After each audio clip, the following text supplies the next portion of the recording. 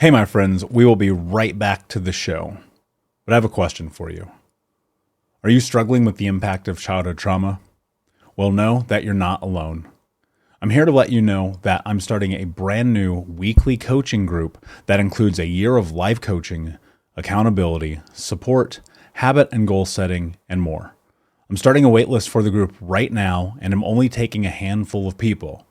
And I'll let you know that through this personalized coaching, we'll work together to help you understand how your childhood trauma has shaped your beliefs, behaviors, emotions, and will help you create a roadmap for healing and growth. Right now, you can schedule an absolutely free coaching session with me and get put on the wait list if you go to thinkunbroken.com. My friends, it's your time to turn your trauma into triumph, breakdowns into breakthroughs, and become the hero of your own story. And I'm here to support you in doing that. Just go to thinkunbroken.com to register for a free coaching call with me and to get put on the wait list for the brand new weekly coaching program. You're listening to the Think Unbroken podcast, and I'm your host, Michael Unbroken. I'm an author, speaker, coach, and advocate for adult survivors of childhood trauma and abuse. In this podcast, you will learn how to transform your trauma into triumph, turn breakdowns into breakthroughs, and go from victim to being the hero of your own story. You can learn more at thinkunbrokenpodcast.com, and of course, check us out on Apple Podcasts and Spotify at Think Unbroken Podcast. Hey, what's up, my friend? As we get into today's episode, I want to let you know that this is actually a pre-recorded live keynote from last year's Unbroken Conference. We had so many incredible speakers and over 2,500 people who had registered for the event. And as we headed into the end of that event, I thought to myself, I'm really going to have to share this as a part of the podcast for the community at some point. And that some point is now. So you're going to hear over the course of the next few weeks some of the incredible keynote speakers, including Dr. Gabor Mate, Jamie Bronstein, Dan Mangina, and more. If you did not watch Unbroken Conference live, trust me, you are going to get so much value out of this. You're going to want to grab a pen and a piece of paper because these people are not only incredible healers, but they're amazing educators. And so with that, my friend, let's get into the show. Thank you all so much for having me, Michael. It is an honor and a pleasure to be in this space with you. Michael Unbroken and this Unbroken community, the most powerful spaces I've ever found. And each and every one of you being here, especially shout out to the VIP, you are giving yourself a gift today just by being here. Now, you've had a lot of presentations, you've had a lot of information thrown at you. Today is going to be my talk with you is about heart-centered space. How I went from self-sabotage, boom, to success, boom. Now, you've been given a lot of templates and there's recordings and information thrown at you. I'm mostly going to be speaking to you and with you and to your hearts today. So I invite you to take as many notes as you would like, but trust that just by being here and listening, you're going to get everything you need. So as Michael so wonderfully introduced me, my name is Ben Curtis, and I am an award-winning actor, speaker, coach, healer, and musician. I do what I love, and I help other people do the same. You may recognize me best as the dude you're getting, a Dell guy, the Dell computer dude from those infamous commercials 25 years ago. Well, out of my commitment to wellness, that's right, it's all clicking now. I know where I've seen this guy, dude. Okay, I see the heads nodding. Out of my commitment to wellness, Dell has brought me back 20 years later. I've sat in a Formula One car, I've gone to space, and you can see it all on their Instagram. And that wasn't always my story. So the reason I'm here talking to you all today is because I did make 6 figures. I made 7 figures. I was on national television. I was on every talk show in America and beyond. I was recognized nationally and globally. I flew my friends all over the world, and I was 21 years old, and I had an acting scholarship to NYU. And some of you may know, may or may not, I got arrested, and it overnight all went away. So I want to drop you, and that's just one small example. A lot of you know about my arrest, but you don't know about the history of self-sabotage. And often when we see celebrities or we see people we think we know on screens, we're like, man, what's going on with this? You know, this guy has everything. These people are making money, and how could they have any problems? Because there's a great quote by Jim Carrey. I wish everyone could have money and fame so they know that that's not the answer. Because if you have trauma in your life and you add fame and money to all of that, you're putting fuel on a fire. And I didn't know that. I was 20 years old and I walked right in that fire, and it was as if I poured gasoline all over me. And when I was sitting in this jail cell, I want to flash back to 2003. Sitting in a jail cell, I'd just been arrested in New York City. I had a kilt with no underwear on. It was proper Scottish style, knee knickers. And I got arrested outside my friend's birthday party in the Lower East Side. I was buying a gram of cannabis. And now I'm also an advocate for cannabis because I've been put behind bars twice for it. And in that moment, it wasn't just like the cops didn't even recognize me. They caught the dealer who was bringing it to me, and I was the guy that was bad luck, which is the story of my life, was bad luck. Having it all and having bad luck. So I got arrested. My Scottish girlfriend was not very happy. She was visiting that week. But my friends luckily brought me some pants and underwear. They brought it to the jail cell, and what are these for? Well, he's a pro. He's not going to make it in here, dude. I don't know about the guy. And they come over and they're to me, oh yeah, this is Dell Dude. Dude, you're getting this. Oh, hey, how about that? Literally in my own prison cell. Just bring on the shame, guys. Yeah, just bring it on. I already beat myself up a lot, right?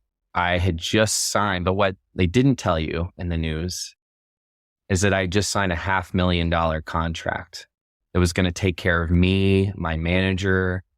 Steven Spielberg was calling my manager's office to work with me. I was up for Terminator 3.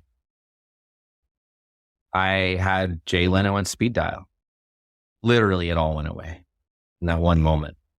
So there I was in a jail cell talking to a heroin addict who was 53 years old.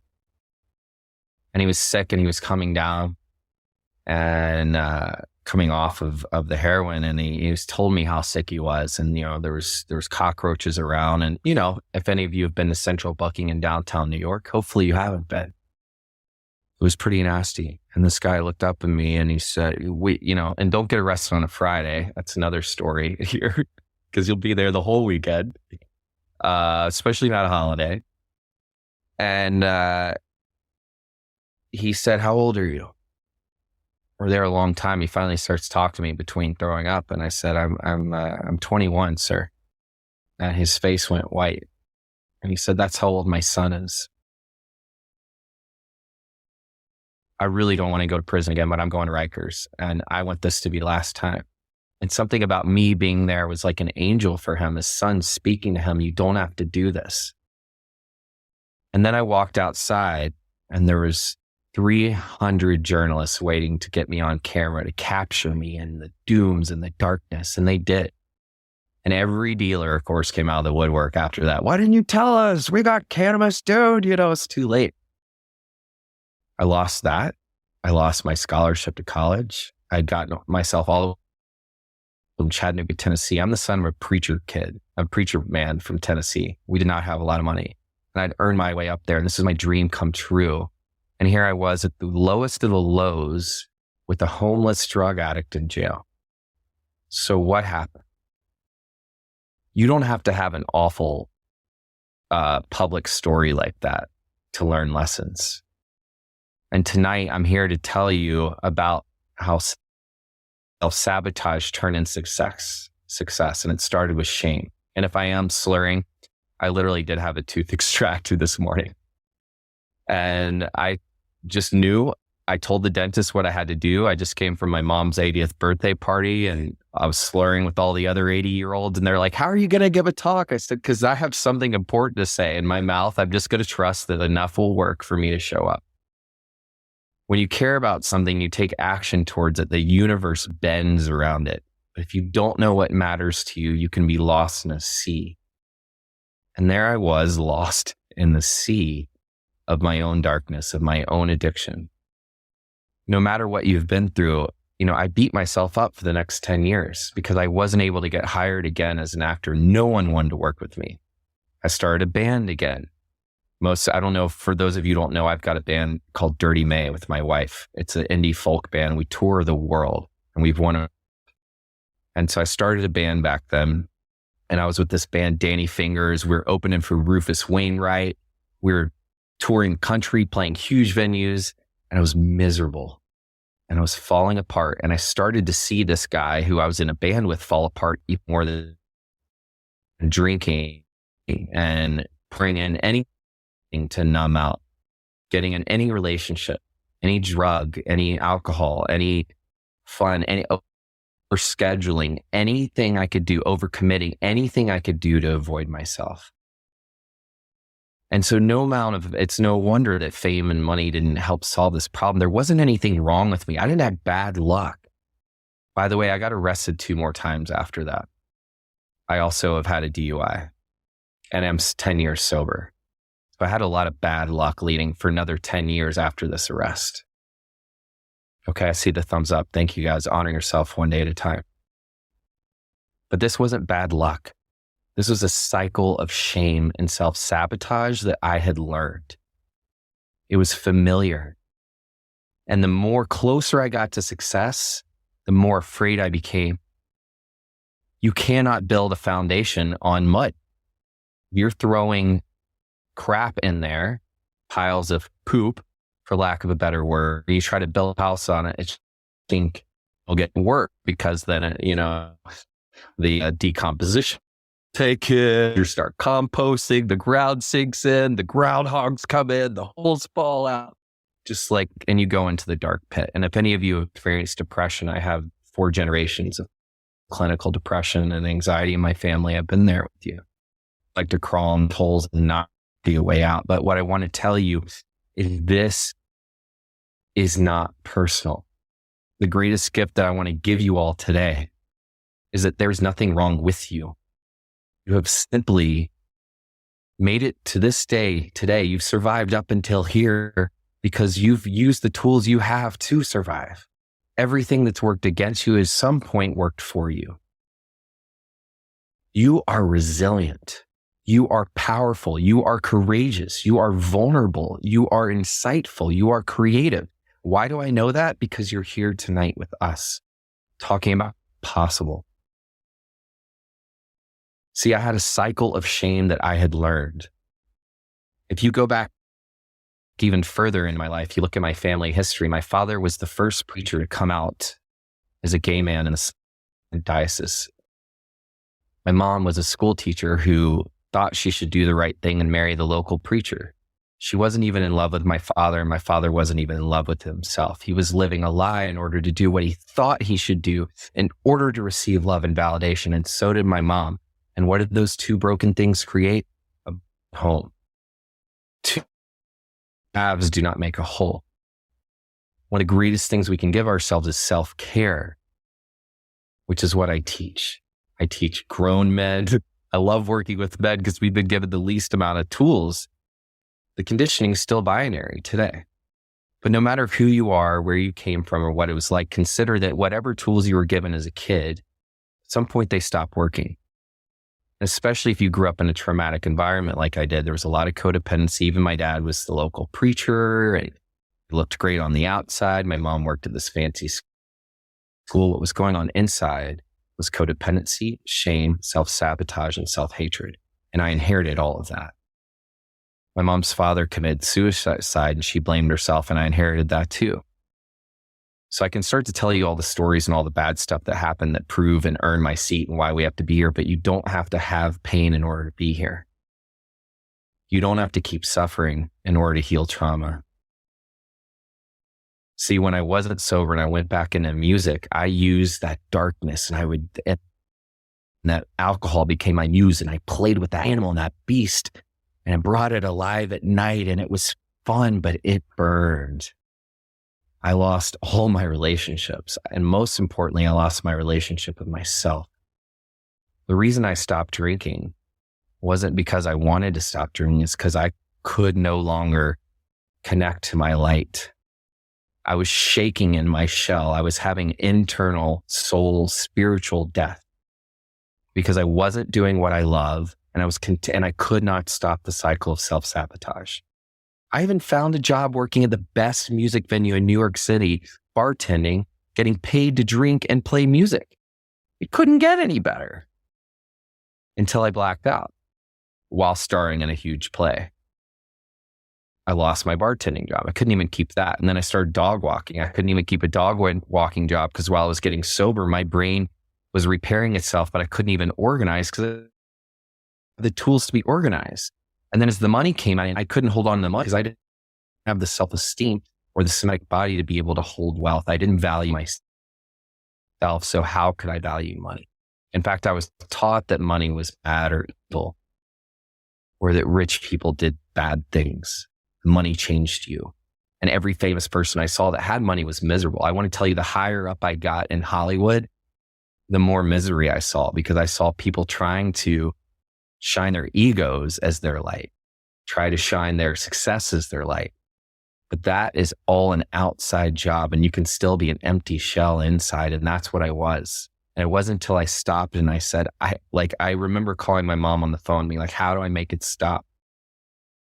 And she said, why don't you ask the universe? I said, thanks, Mom. I tried asking the universe. I'm a yoga teacher now. I'm praying, I'm asking I've tried everything. I've been to church. I went to synagogue. I was a Buddhist. I did everything. I've been a certified theta healer. You bring it, I've done it. But I just took her advice. I kept asking for help. And what happened is I started to be carried. So this is the first point where I really started to let go. And this is the key I want you to latch onto.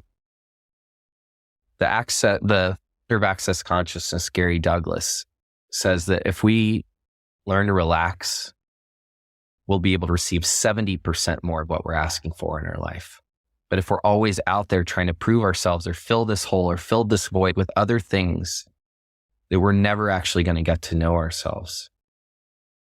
So I just said, this arrest that I talked about, this jail cell, was the greatest gift that was given to me because it made it all stop. And what I didn't tell you right before that is, with the height of my fame and all the money I made, I moved into my own apartment in the financial district. And 2 weeks later, my backyard became ground zero. So I watched 9/11 happen from my bed. I ran outside. I almost died. I was caught in the subway. I developed severe PTSD on top of the generational trauma I had inherited. And this was at the height of my fame. And I just remember trying to be taken seriously. I just want to be taken seriously. And everywhere I'd go outside, couldn't even see I was bringing people joy because I was crumbling inside. So happiness is an inside job. And one of the greatest gifts, the tool I'm going to bring you back to that I said I wanted you to latch on to, is asking for help. Oh, sounds so easy. Connection and community have proven to be, and Harvard Health just put out a study. Community is the number one healer today because we can learn to co-regulate our nervous systems with people who do have tools. We can learn to love ourselves by being around other people who learn to love themselves. So if you're here, I want to tell you that you've already taken the first step to connect with yourself, to shine the flashlight in the darkness. And that's what we as coaches and speakers and healers do. I'm not here to give you something that you only have. I'm here to speak to your heart and to show you that if we walk in there together, that all that darkness that you're most afraid of, it could actually be some of your greatest beauty. And all that light you've been hiding from is actually going to be the thing that sets you free. but it truly is our light, not our darkness, that most frightens us. And why is that? Because it's more comfortable, often suffer because if you've experienced trauma in your life, it becomes familiar, it becomes a pattern. You've been programmed. You seek out to repeat that pattern. Even if you're trying to stop it subconsciously, we attract people. If you listen to attachment theory this week, avoidant versus anxious attachment, this is my wife and I for years. Run, chase, run, chase. Right till we had to stop and face some demons and turn towards each other and wait in times when we did not want to reckon with that. But the reason we were able to do that is because we had done the work before we met. I met her in recovery. We'd both stopped drinking and we were both trying not to be in a relationship. And the reason I believe that we attracted each other is because we both finally said, enough, I'm done trying to figure it out there. I'm going to work on the relationship with me. I'm going to start asking people for help who do. And this is where I reached out my hand and a stranger grabbed it. And he was a man and he gave me the biggest hug. He said, you're going to be okay. That man became my sponsor. He introduced me to other groups in recovery, other groups of men. I found out I was really terrified of men. Why? Because I was not in touch and I did not love my own masculinity, and to push my masculinity down to relate to women better, to identify with my gay father better. Even though my father was he had great balance of masculine and feminine. I even started to get injured because my dad is injury prone. He died last year and that day I had a surfing accident. I got a surfboard to the face and almost lost my vision the day that he went to the hospital. And I went to see a healer about it because I'm like, I do not want to be connected to mother through pain. He said, would you like to destroy anywhere and everywhere that you've been connected to the person that you love and you think you have to experience trauma or suffering in order to connect to them? Would you like to destroy and uncreate that? So I'm going to ask you that tonight. For any of you who are trying to let go of that parent or trying to hold on to that parent or that partner or let go of that person, are you willing to destroy and uncreate anything and everything that says you have to keep? We'll be right back to the show. But before we do, I want to tell you about today's sponsor, factormeals.com, where if you go to factormeals.com/unbroken50 and use the code unbroken50, you can get 50% off your first order. That's factormeals.com/unbroken50. If you're like me and you are a person who is busy trying to create a life, heal, work on their health, wealth, and relationships, and not to mention deal with the day-to-days of normal life, you do not have time to be going to the grocery store and trying to figure out what you're going to cook every single day of the week. In fact, one time I did the math and I realized I was spending over 15 hours a week at the grocery store and cooking. When I added Factor, I got to use that time for myself, for my family, for my friends, for my community, and for my business. And so if you're in the place where you need some more support in the kitchen, head to factormeals.com/unbroken50 and use the code unbroken50 to get 50% off. Suffering in order to work this out, in order to heal it, in order to get close. Can we destroy and create that tonight? Yes. If you're yes. And you know what we get to create in the face of that? When you remove those things, when you relax and start to let go, it's terrifying because you know what happens? Your arms open up and you become vulnerable, but you also become a space for healing. You become a space for someone else to come in and give you a hug. You become a space to ask, how could this turn out better than I imagined? Show me my heart. The only way past these emotions is through them. And one of the greatest ways you can do it as you are right now is being here and walking through it with a professional, someone who says, you know what, I've been there. I got you.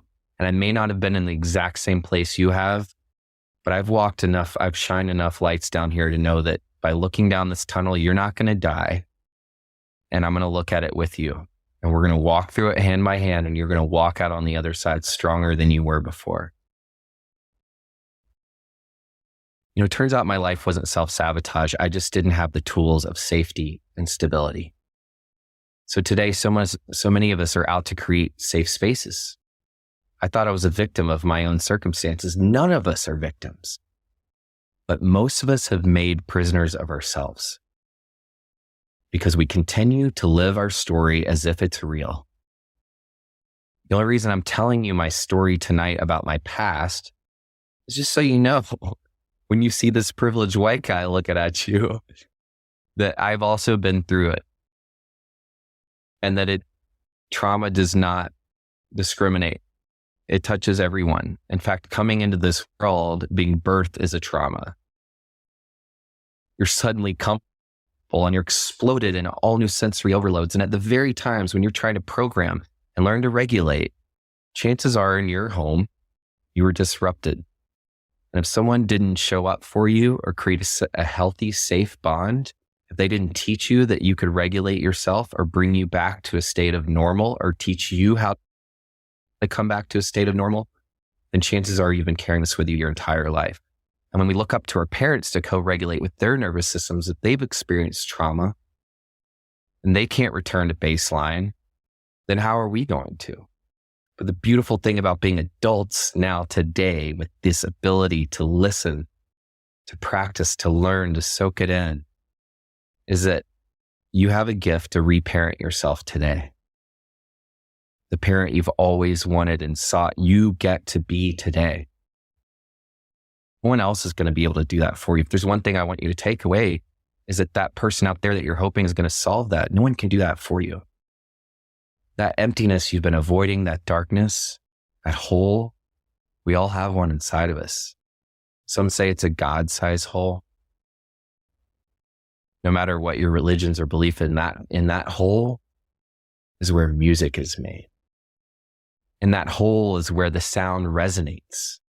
We have a hole in our head so that our voice can resonate. And did you know that your human voice has a frequency specific only to itself? And one of the most healing modalities that you can use today is your own voice, because the frequency of your voice is designed to heal yourself. Wow. And here we are always looking out for other people. If you start singing on a daily basis, speaking positively to yourself, have you even stopped to notice the patterns that you have today? What are the cycles that you repeat? One of the best things I believe into to changing trauma and to start to think unbroken is to start to take inventory of where we are now. What are my relationships like now? What do I want them to be? And if they were like that, what would that feel like and look like if I had that in my life today? What does my bank account look like now? How do I feel about that? If I was someone who was able to take in a lot of money and hold on to it, what would that feel like? See, everything we're looking for in life is possible through creating a somatic body to build it, through literally practicing. So I want to give you tools tonight that are going to help ground you in this. We've got about 10 minutes left, and I really want to give you some things to walk away with. I'm not going to post them up here. I'm going to talk with you. I mentioned connection and community. This is one of the greatest healings. You are already in a community right here, the Unbroken community. I lead a lot of communities as well, and I have one especially for men because I believe in creating as many safe spaces as we can. And I even talked to a therapist recently who works with men, and I asked her why, and she said, because the conditioning is still binary. The social conditioning is still binary. Women are being given tools and men are not. So if we could give men more spaces to feel anger, more spaces to work out their trauma, could they actually then support women?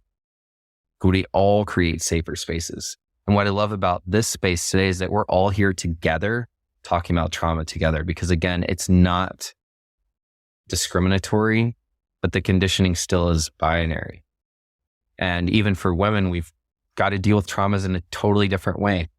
1 in 4 women have been sexually abused. 1 in 4 women have had a miscarriage. The statistics are 1 in 6 guys have been sexually abused. But think about this. They think it's closer to 1 in 4 because think about how many men are actually speaking up about it. Probably most of us are not. This is the statistics of the one that are. So that means 1 in 4 men have been sexually abused. So look at your household. I'm sorry if you have kids, but just this is the truth today. If you have 4 kids, chances are 1 has or will experience some kind of sexual trauma. If you have siblings or parents, what someone in your household has. Again, trauma doesn't discriminate. Also doesn't mean you're bad. It means that you were not given the safe spaces to be able to co-regulate and learn trust and safety. So you've protected yourself. You've built walls and barriers to keep those people out. Your nervous system and your brain. We have a nervous system in our heart, our belly, and our mind, actually.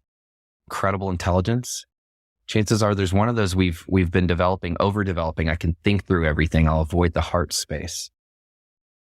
So I can think through things. So we become very analytical and brilliant thinkers. Or maybe we become big feelers. I'll just feel my way through everything and being really dramatic. That was how I coped with it.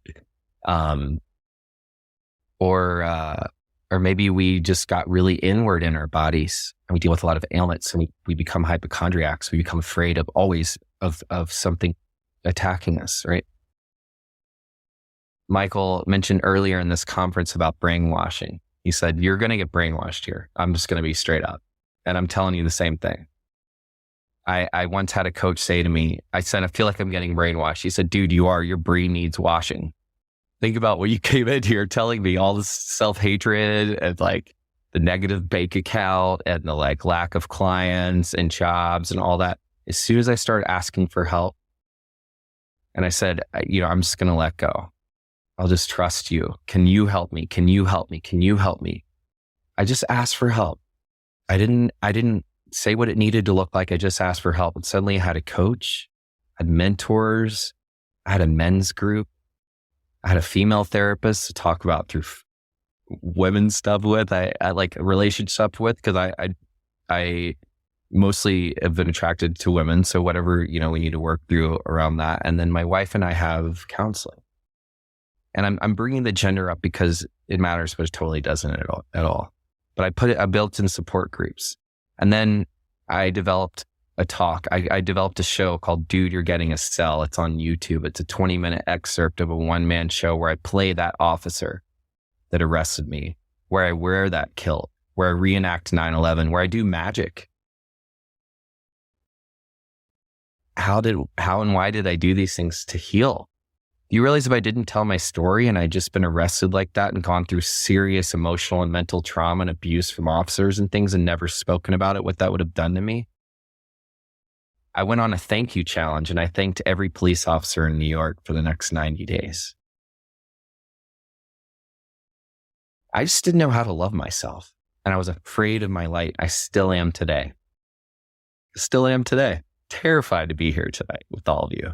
The second I stepped in, it was like, you'd never know it because it leaves me. The fear leaves me because I'm connected to my purpose and what matters to me. But being people, being loved, being seen, being vulnerable still scares me. And I'm a professional actor. I've been on Broadway, 70 shows in a row. I've taught 30 days in a row. I lead seminars like this all the time. And what I know is that the love is there. I think about the space I want to be in, what I want to create and the possibility. And I literally build accountability around me so that I can't hide from the things that I care about. I had so many friends and clients, and even my mom kicked me out of her own birthday party to get here on time. So many people checking on me to make sure I'm taking care of myself.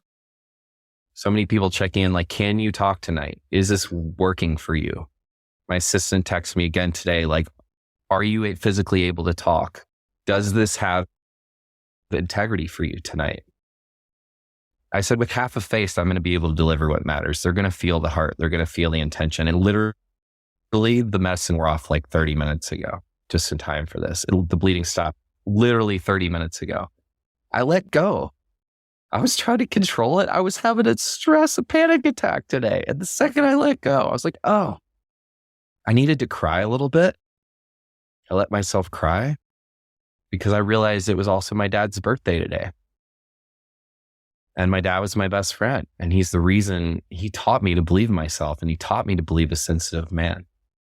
He taught me that it's okay to be sensitive. And it's even beautiful. And that women need to see that too. They need to learn to trust men again, just like you do. Just like I need to learn to trust men again. Just like I need to I can step in this space again and again, and I'm not going to die. Public speaking is the number one fear above death. We think we're going to die when we're with people. That's some of the times that we're most taken care of. That just proves that our light terrifies us. So I have a few pillars. There's pillars of wellness. I have a few pillars of self-care. How to really start to, thank you for the beautiful messages. My dad is with me now. And even with the grief, I allowed my heart to break open. I could have really shut down after my dad died. Do you know that I happened to have started my first men's group 2 months before? And I was coaching these guys, and that night I showed up and they're like, "Why are you here?" I said, "Because this is the only place I can be today, and I need you guys." And they carried me that night. Right? And I talked about grief. And when my wife had a miscarriage, I talked about it. And then I learned most men don't talk about it. In fact, most women don't talk about it. That 4th trimester, no one talks about after the pregnancy. We've got to start talking. So one of the most beautiful keys tonight is asking for help, just reaching out and sharing someone your truth. You know, they say we're only as sick as our secrets.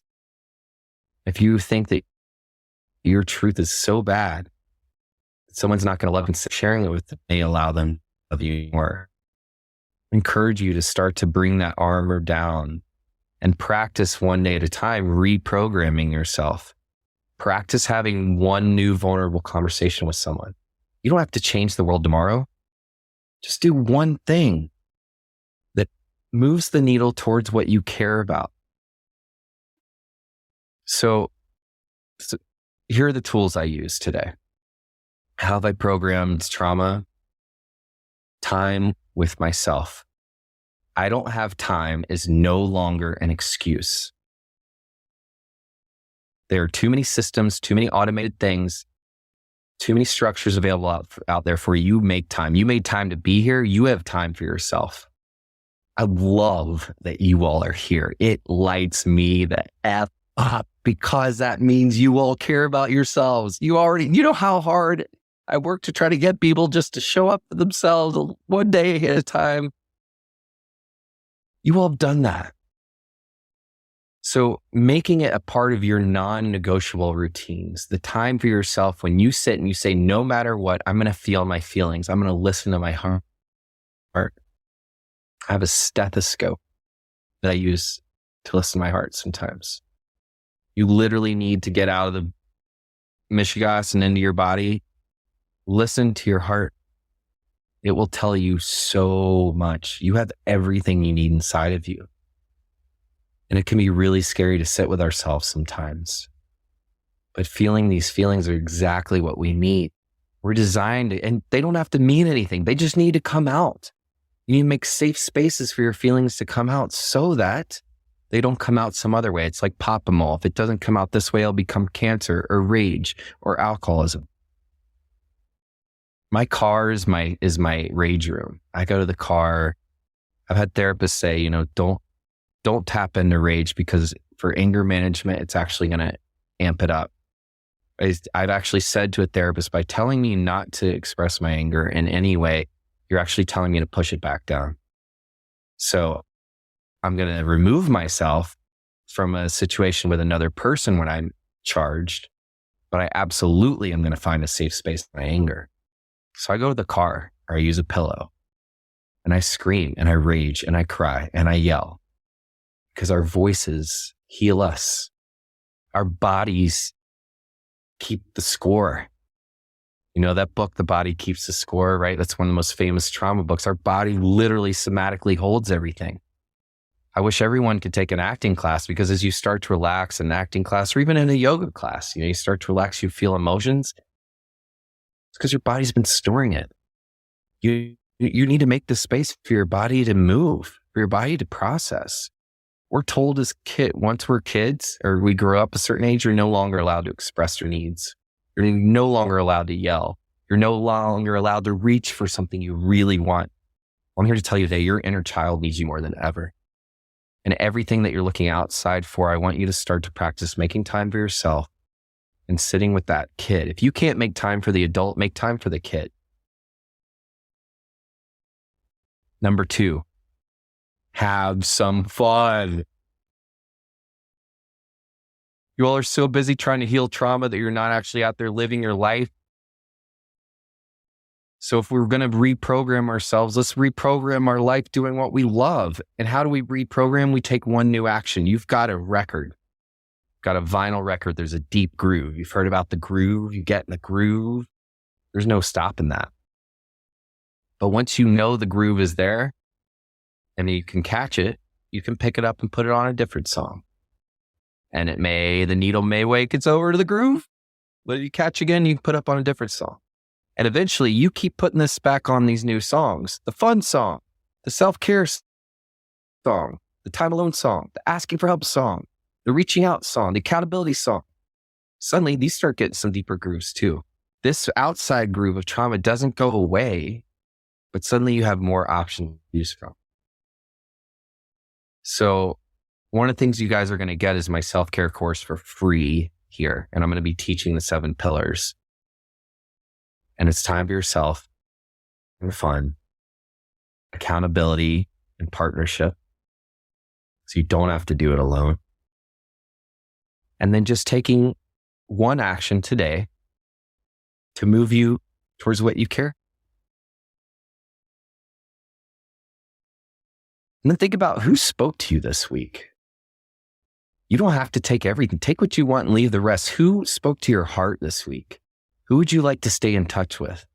What speakers really moved you and touched you and inspired you? Because if we try to go back and get it right, we're getting back up in our heads. I want to remind you that everything you need is inside of you. And I'm going to close with this. You remember that jail cell I talked about at the beginning?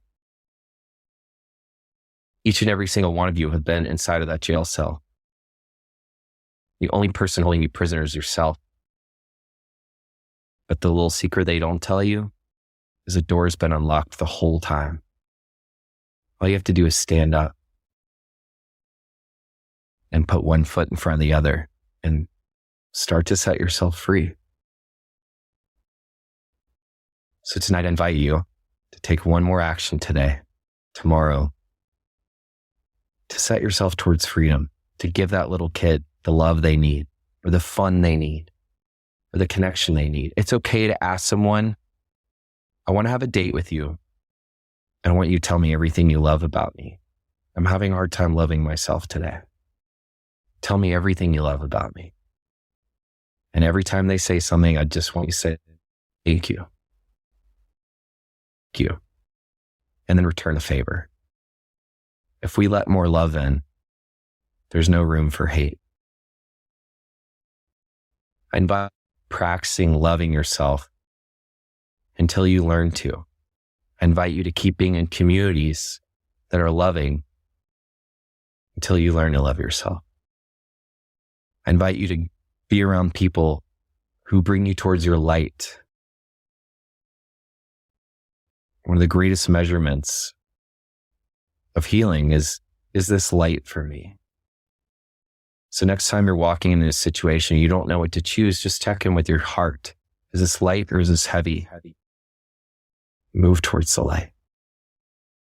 Thank you all for being here. I hope this has been of value today, and I can't wait to hear from you. Dude, you're getting well. Thank you so much for listening to Think Unbroken. Please share this episode with someone who could use it and help us move forward in our mission of ending generational trauma in our lifetime. And if you would, please take 5 seconds to pop on iTunes or Spotify, hit that 5-star, leave a review, and you can also reach out to us on social at Michael Unbroken or at Think Unbroken. And of course, you can check out our YouTube channel at Think Unbroken. Thank you for being a part of Unbroken Nation, my friends, and until next time, be unbroken. Hey, my friends, we will be right back to the show. But I have a question for you. Are you struggling with the impact of childhood trauma? Well, know that you're not alone. I'm here to let you know that I'm starting a brand new weekly coaching group that includes a year of live coaching, accountability, support, habit and goal setting, and more. I'm starting a waitlist for the group right now, and I'm only taking a handful of people. And I'll let you know that through this personalized coaching, we'll work together to help you understand how your childhood trauma has shaped your beliefs, behaviors, emotions, and will help you create a roadmap for healing and growth. Right now, you can schedule an absolutely free coaching session with me and get put on the wait list if you go to thinkunbroken.com. My friends, it's your time to turn your trauma into triumph, breakdowns into breakthroughs, and become the hero of your own story. And I'm here to support you in doing that. Just go to thinkunbroken.com to register for a free coaching call with me and to get put on the wait list for the brand new weekly coaching program.